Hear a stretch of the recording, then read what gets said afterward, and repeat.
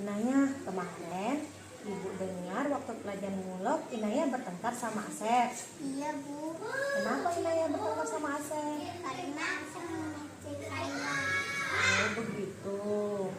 Jadi Inaya kesel sama Asep. Iya. Mungkin kalau Ibu juga pasti kesel ya seperti itu. Nah, apa yang Inaya lakukan sama Asep? Mukul Asep. Mukul Asep. Nah, syukur kalau Inaya nggak melakukan hal yang lebih parah dari itu ya. Nah, sekarang Ibu nanya, apakah memukul teman itu sudah sesuai dengan keyakinan kelas kita? Tidak. Apa keyakinan kelas yang sudah dilanggar? Bertengkar. Iya, bertengkar itu berarti keyakinan kelas mana yang kita langgar? Saling? Oke, saling menghormati dan menghargai teman. Nah, apakah saling menghargai keyakinan kelas, saling menghargai dan menghormati teman itu sangat penting? Penting, Bu. Penting. Nah, kalau itu penting, setelah ini apa yang akan Inaya lakukan kepada Asep? Baiklah, kalau itu yang akan Inaya lakukan, Ibu apresiasikan untuk Inaya karena Inaya sudah mau memperbaiki masalah ini. Nah, setelah ini Inaya boleh balik ke kelas. Terima kasih. Assalamualaikum. Hai teman-teman. Nama saya Asyifa Berda Inaya, kelas 3 dari SD 22 Sungai Liat.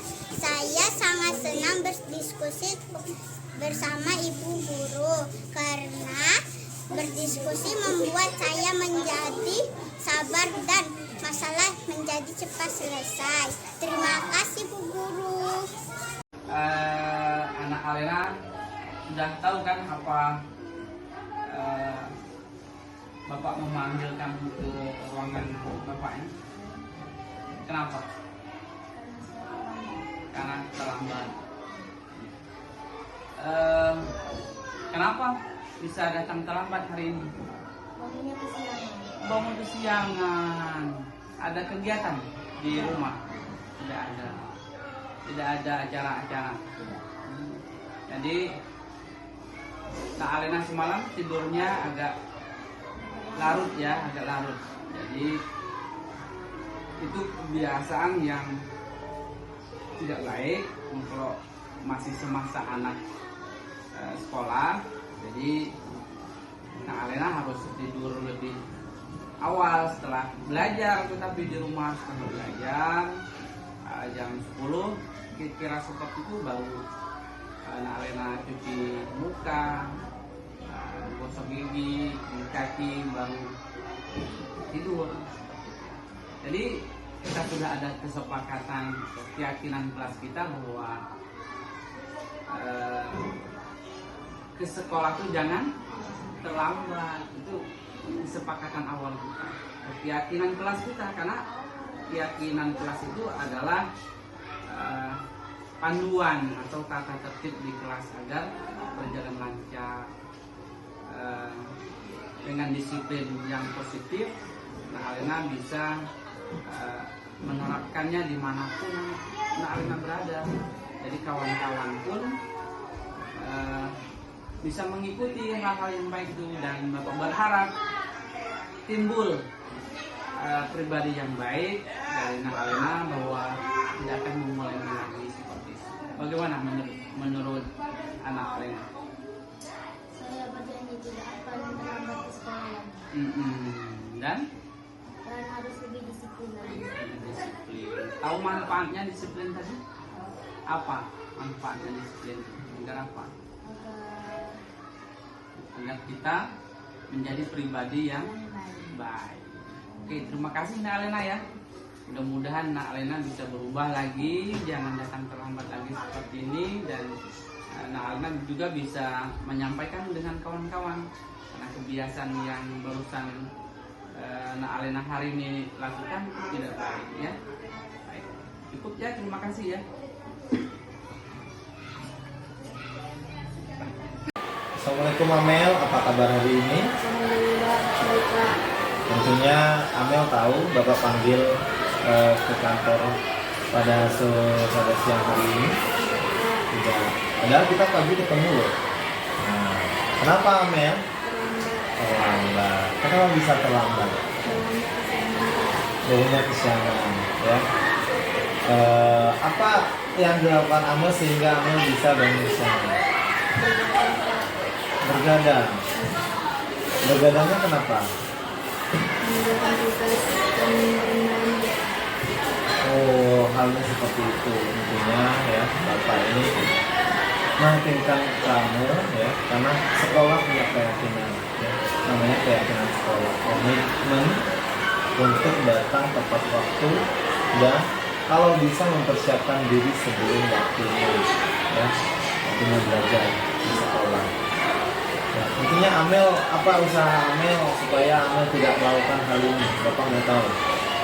Tidak bangun sampai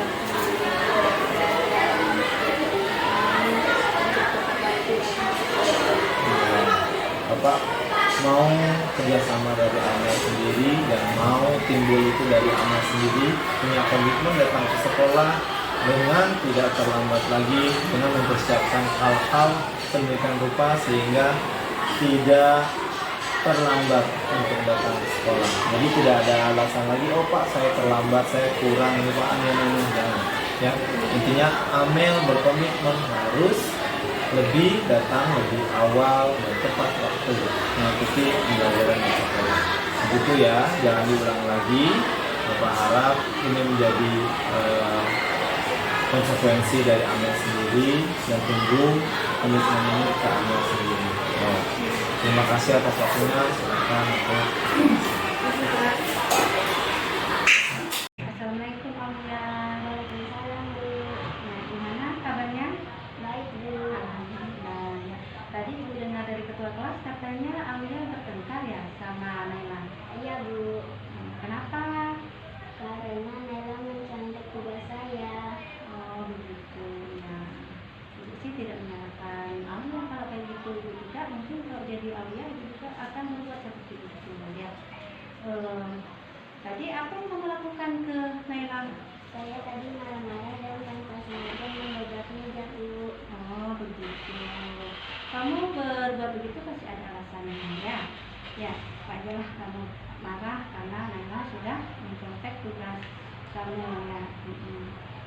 Menurut kamu keyakinan kelas apa yang sudah kamu langgar?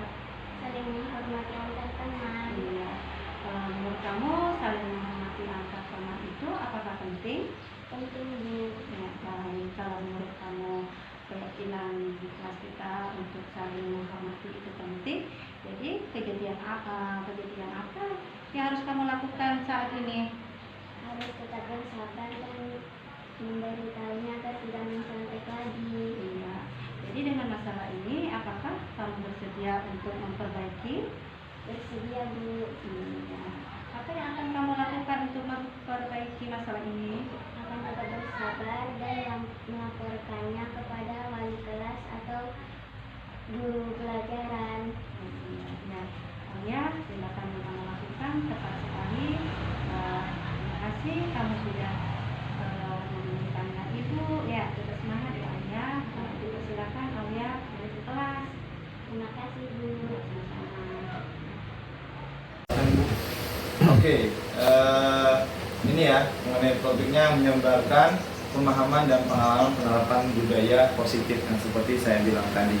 Apa itu budaya positif? Tentunya ibu bapak paham mengenai budaya positif. Budaya positif itu tentunya harus kita tularkan kepada anak dan harus kita mulai dari guru sendiri ya. Kalau gurunya menerapkan budaya positif, tentunya anak akan mengikuti hal-hal yang baik yang sudah diterapkan oleh guru. Seperti kita paparin secara umumnya, budaya positif itu adalah suatu lingkungan yang mendorong perilaku positif yang mendukung perkembangan emosional serta akademik siswa. Jadi dengan adanya budaya positif ini dapat kita gali potensi anak, gali semangat mereka dalam kegiatan pembelajaran.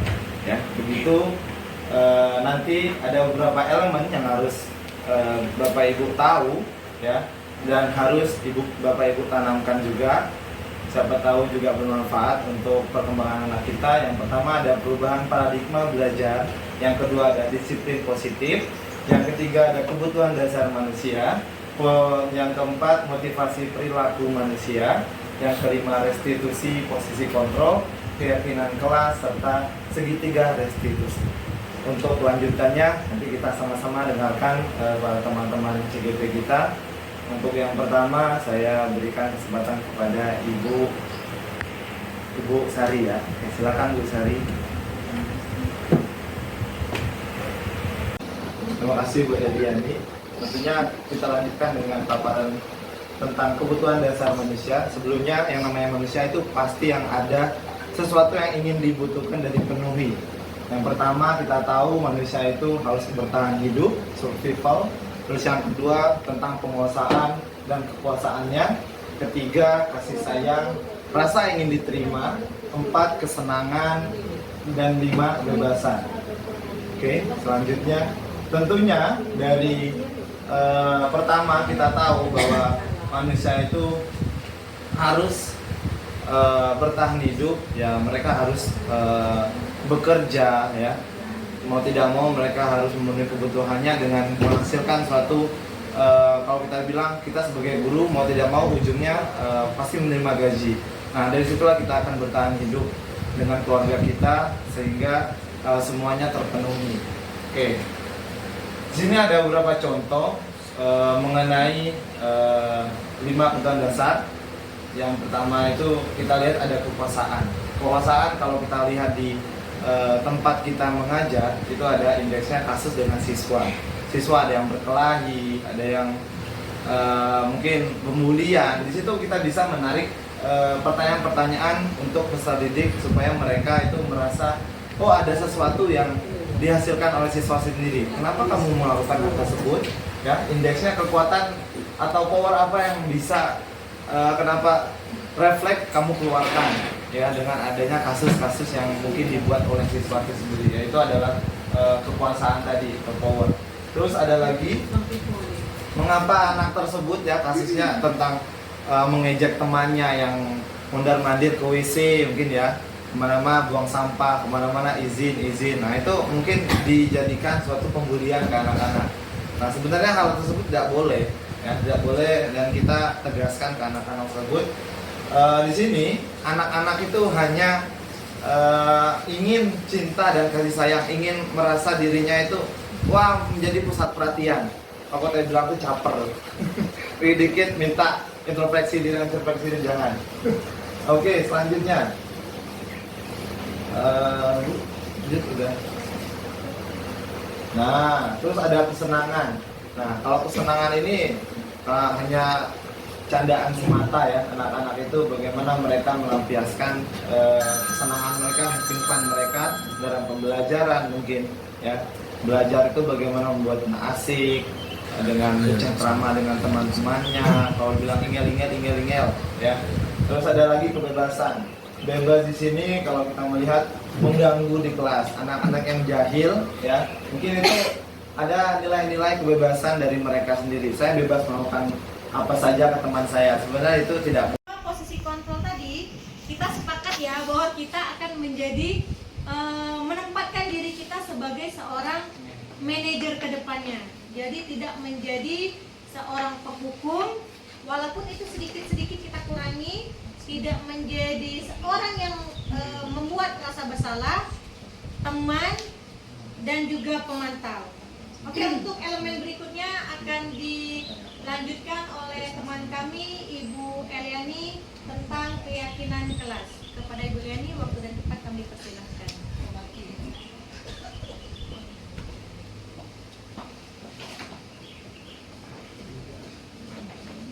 Ya, baiklah Bapak Ibu, saya akan melanjutkan budaya positif yang keenam, yaitu keyakinan kelas. Mengapa tidak peraturan saja? Mengapa harus keyakinan kelas?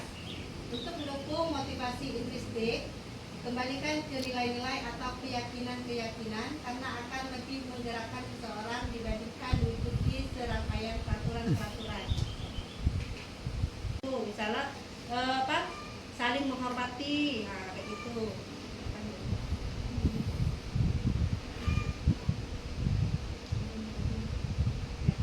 Ya, di sini ada video anak lagi membuat keyakinan kelas. bersama-sama anak-anak. Yang pertama ya ini contohnya. Di sini Bapak Ibu boleh kita bersama-sama membuat contoh keyakinan kelas? Boleh. Contohnya tadi ya.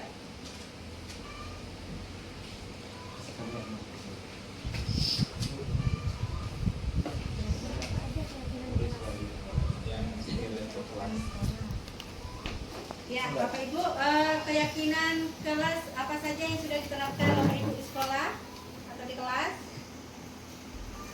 Contohnya?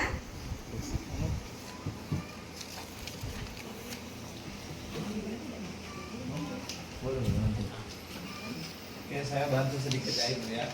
Jadi ibu-ibu nanti atau bapak-bapak juga bisa menuliskan keyakinan kelas yang sekiranya membantu bagaimana kelas itu akan menjadi lebih baik ya, dengan adanya keyakinan dengan kata-kata yang positif Ibu ya.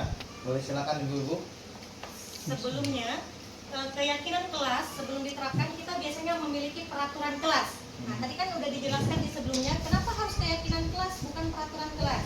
Karena kata-kata dari peraturan kelas itu banyak mengandung kalimat yang negatifnya, kurang baiknya. Contoh misalnya tadi kata Ibu Eliani, jangan datang terlambat. Nah, itu adalah peraturan kelas. Jadi dari peraturan kelas itu akan dirubah menjadi keyakinan kelasnya nanti dengan kata-kata yang lebih positif. Misal tadi yang jangan datang terlambat dirubah menjadi datang tepat waktu. Atau datang sebelum. Ya, atau datang sebelum pembelajaran dimulai. Nah, jadi ibu-ibu, bapak-bapak boleh menuliskan keyakinan kelas yang sudah diterapkan di kelas. Walaupun bukan wali kelas itu bisa menerapkan. Jadi setiap guru yang masuk ke dalam kelas kita biasakan untuk membuat kesepakatan dulu kepada peserta didik. Seperti itu. Boleh nanti yang sudah itu Masuk keyakinan. Saling menghargai.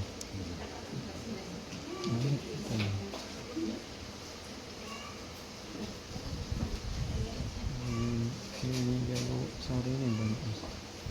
Kudu dalam tas tuh. Bapak Ibu yang sudah membuatkan keyakinan kelasnya nanti boleh ya kita tempel di sini. Nanti akan kita bacakan apa aja keyakinan kelas yang sudah Bapak Ibu buatkan dan akan kita jabarkan nanti di sini satu persatu. Apabila ada yang sama, Bisa, nanti akan kita bisa. sederhanakan lagi. Boleh Bapak Ibu?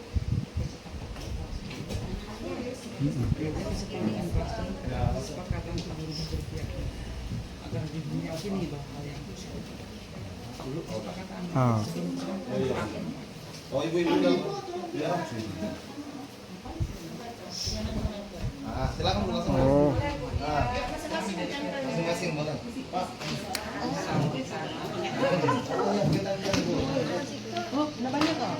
Kalau bisa sebanyak-banyaknya boleh Bu ya keyakinan kelas itu, jangan hanya satu.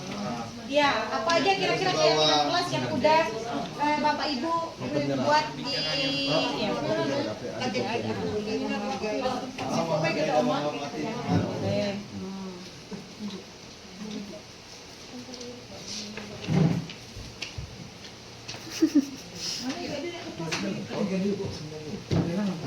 ya. Oh di. Oke, sudah? Belum sekali.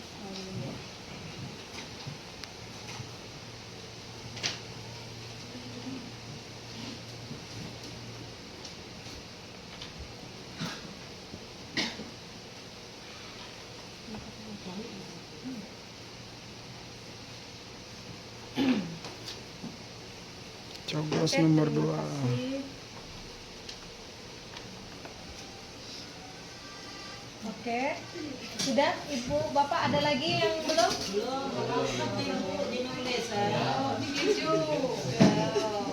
Kesulitan menulis nih.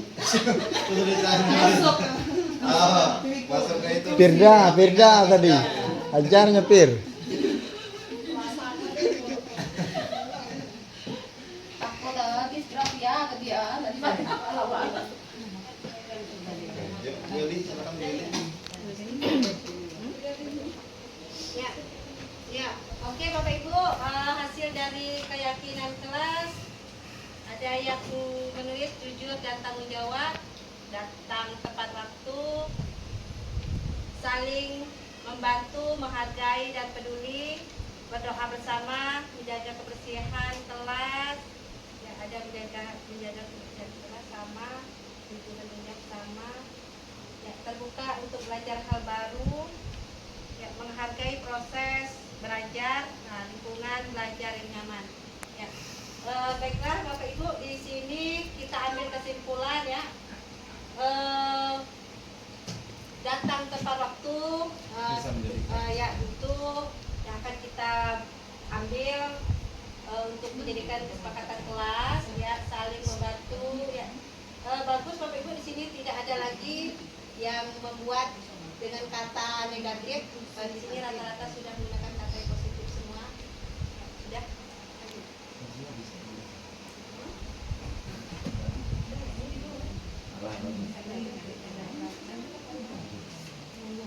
Ya, terima kasih Bapak Ibu. Menstabilkan identitas, yaitu mulai ada percakapan di saat siswa melakukan kesalahan, kita mulai mengidentitaskan kesalahannya untuk membuat anak yang merasa gagal karena berbuat salah menjadi positif terhadap dirinya. Pendidik akan berkata, berbuat salah itu hal yang manusiawi. Jadi kalau ada anak-anak, di saat kita sudah berbicara di hadapannya, tidak perlu lagi kita berkata-kata yang menyudutkan, menyindir, tapi berbuat salah itu hal yang manusiawi. Atau tidak ada manusia yang sempurna, nak. Atau bapak atau ibu juga pernah berbuat salah kok. Jadi seperti itu berarti anak itu nanti merasa bahwa kesalahan itu memang ini semua orang melakukan kesalahan, tidak ada merasa takut berkepanjangan atau jangka pendek dari kesalahan yang mereka perbuat. Atau kita pasti bisa menyelesaikan permasalahan ini, nak. Bagaimana caranya? Di sana itu kita menyampaikan solusinya kepada anak didik kita yang berbuat salah. Benar siapa yang salah? Bapak atau ibu lebih tertarik untuk menyelesaikan masalahnya. Kalau kamu menyalahkan dirimu sendiri terus-menerus, apakah kamu bersikap baik pada dirimu sendiri? Jadi kalimat-kalimat seperti ini pemantik agar anak tidak merasa bersalah berkepanjangan, tidak tertekan, tidak stres atau trauma dengan kesalahan, tetapi dengan maknanya agar solusi selalu mencari solusi yang terbaik untuk kesalahan. Validasi kebutuhan, membantu siswa mengenali basic need, basic dan kebutuhan yang ingin dipenuhinya ketika melakukan kesalahan itu. Pada dasarnya setiap tindakan manusia tujuannya adalah memenuhi basic need-nya, apakah itu power, freedom, love and belonging, fun atau survival. Pendidik akan berkata, kamu bisa saja kan melakukan hal yang lebih buruk, tapi kamu tidak melakukannya kan. Jadi kalimat-kalimat seperti ini pemantik bagi anak agar mereka tidak merasa berlebihan kesalahannya tadi. Kamu pasti punya alasan mengapa melakukannya. Apa yang penting bagi kamu di saat anak itu melakukan kesalahan. Kamu boleh tetap berusaha menjaga sikap itu, tapi tambahkan sikap yang lain yang baru. Jadi anak enggak merasa dirinya terrefresh dari kesalahan tadi. Kamu boleh tetap berusaha menjaga sikap itu, tapi tambahkan sikap yang lain yang baru. Maukah kamu belajar cara lain untuk mendapatkan yang kamu butuhkan tanpa harus memukul? Seandainya anak-anak yang berbuat memukul. Atau apakah kamu bisa melakukan dengan lebih baik besok lagi? Yaitu kalimat-kalimat untuk menanyakan, menstabilkan identitas. Selanjutnya validasi kebutuhan lewat menanyakan keyakinan. Dari keyakinan ada ketiga dari restitusi tadi. Anak melihat kesalahannya dihubungkan dengan norma sosial dan nilai-nilai yang mendasari manusia berinteraksi dengan orang lain.